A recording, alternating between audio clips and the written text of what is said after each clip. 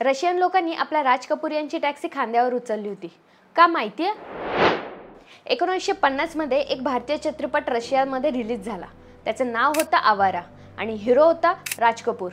पण हा फक्त एक चित्रपट नव्हता, हे एक इमोशन होतं, बंड होता आणि ही एक होती प्रेम कहाणी. USSR मध्ये जेव्हा आवारा रिलीज झाला तेव्हा तेथील लोक अक्षरशः वेडे झाले होते. आवारा हूँ हे गाणं रशियाच्या प्रत्येकाच्या तोंडात होतं.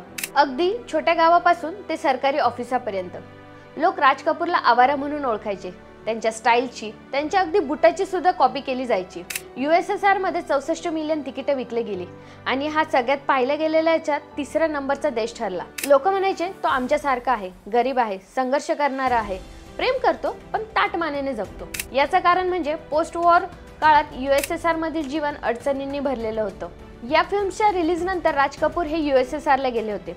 तेथील लोक त्यांना बघण्यासाठी इतके उत्सुक होते की त्यांनी फुलांनी स्वागत नाही केलं तर त्यांची अक्षरशः टॅक्सी खांद्यावर उचलून घेतली होती. अजून असे तुम्हाला नवीन कोणत्या फिल्म्सचे किस्से ऐकायला आवडतील हे आम्हाला कमेंटमध्ये सांगा. आणि ही माहिती आवडली असेल तर लाईक करा, शेअर करा आणि आपल्या चंद्रकोस फिल्मच्या इंस्टाग्राम पेजला फॉलो करा. आणि हो, यूट्यूब चॅनललाही भेट द्या.